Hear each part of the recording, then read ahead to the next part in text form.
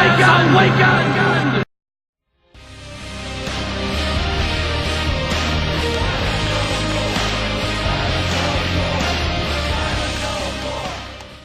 These people are here because they're mad. These people are here because this man's not representing them. I believe that we have to reduce our carbon footprint. I believe that we have to get polluters under control. And I believe that we have to make an investment in alternative and renewable sources of energy. That is the only path. Is oil being taxed at a ridiculous level to prohibit use of it? Actually, that's an idea that's on the table, is to tax oil. What's now?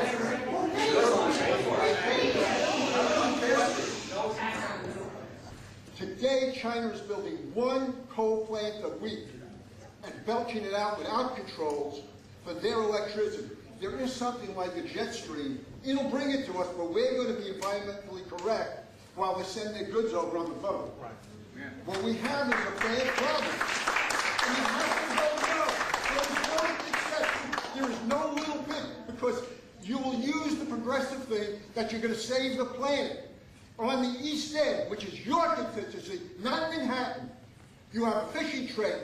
They will pay for those motors and those 500 horsepower engines. You have a farming trade.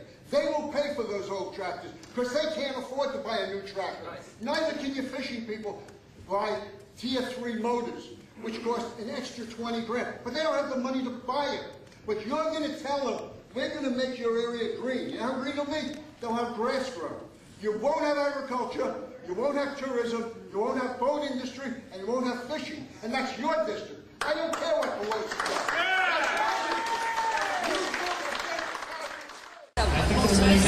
There aren't that many scientists that have Hitler and Obama. There's not that many. Obama is the Antichrist. You know what? Obama is you know what?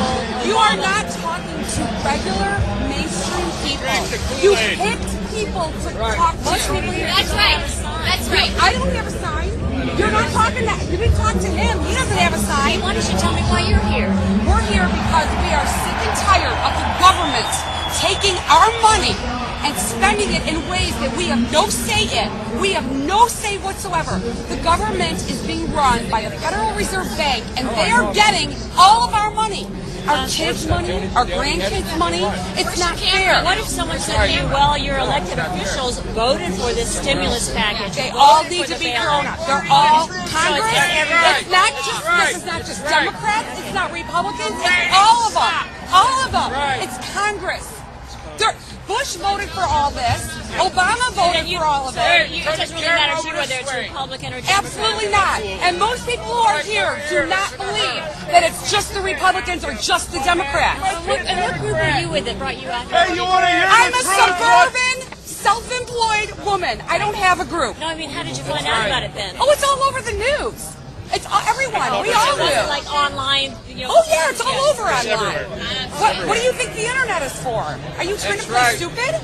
You know, you really don't need to be so antagonistic. Well, but we have watched what you've been doing here, and it's not fair. Talking to people who are holding signs, I'm going to say the majority of the people here have signs. Did you look at his sign? I am going to speak my mind before I leave because your people told me I could. I called your office and I was told I could have the mic to speak. And then I was lied to because I came prepared to speak. And instead, you wouldn't let anybody speak. You handed out, what, 30 cards? Well, I got news for you. That you and your cronies in the government do this kind of stuff all the time. Well, I don't care how damn crooked you are. I'm not a lobbyist with all kind of money to stuff in your pocket so that you can cheat the citizens of this country. So I'll leave, and you can do whatever the hell you please to do. One day, God's going to stand before you, and he's going to judge you and the rest of your damn cronies up on the hill.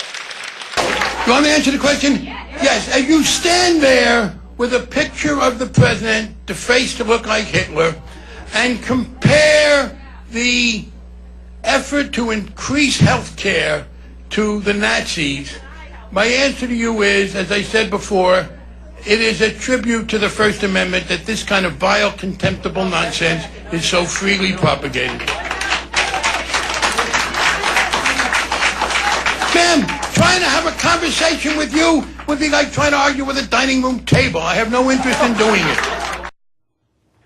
There was a showdown yesterday on Harvard's campus between Congressman Barney Frank and a Harvard law student.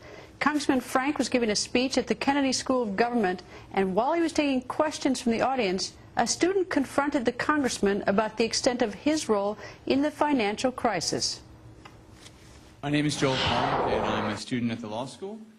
In your account of how the subprime mortgage crisis came about, you mentioned the Reagan administration, the Bush administration, the Republicans in Congress, conservatives. But it happened on your watch, and I would just like to ask you... When was my watch, sir?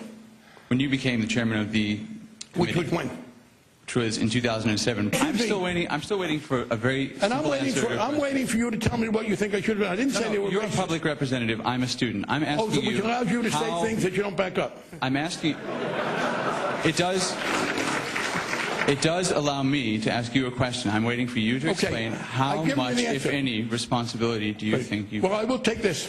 First of all, you are a student. Students are entitled to full constitutional freedom of speech under the First Amendment. You've made an accusation that is wholly inaccurate. I didn't accuse you of anything. I'm asking how much responsibility, if any. If you can say none, that's fine.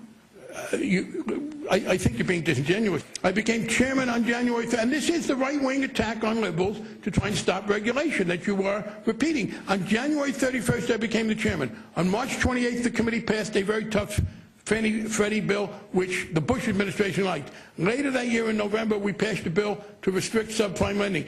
Now that we are trying in every front to increase the role of government in the regulatory area. I got a call one day from an attorney woman I knew, and she said, would you like to meet one of the Rockefellers? I said, sure, I'd love to. And we became friends, and he began to divulge a lot of things to me. So he said to me one night, he said that there's going to be an event there, and out of that event, you're going to see we're going to go into Afghanistan, so we can run pipelines from the Caspian Sea. We're going to go into Iraq to take the oil and establish a base in the Middle East, and we're going to go into Venezuela and try and get rid of Chavez. And the first two they've accomplished. Chavez they didn't accomplish. And he said you're going to see guys going into caves looking for people that they're never going to find.